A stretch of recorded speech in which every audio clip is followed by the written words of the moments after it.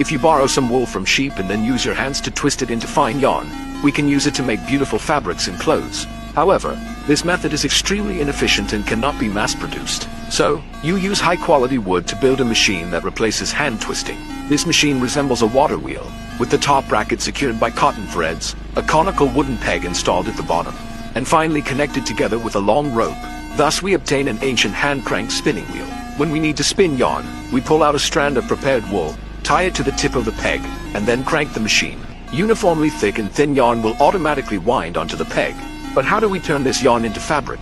First, to make fabric, we need to understand its composition. Every piece of fabric is made up of warp threads and weft threads. When the weft thread is inserted, the warp threads simply need to cross up and down to lock the weft thread firmly in place, ultimately forming a complete piece of fabric.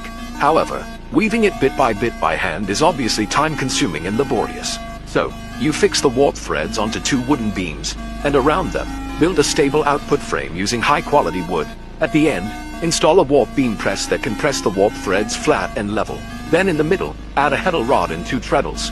The treadles are connected up and down with sturdy hemp ropes to foot pedals and levers. When you step on the first pedal, the second pedal will be pulled up due to the lever action. This not only completely frees up both hands, but also prevents the warp threads from tangling. To make the woven fabric tighter and denser, you can also install a comb-like reed at the top.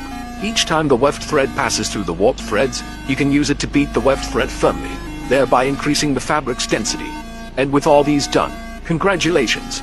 You have replicated an ancient artifact for getting rich, the double heddle double treadle loom.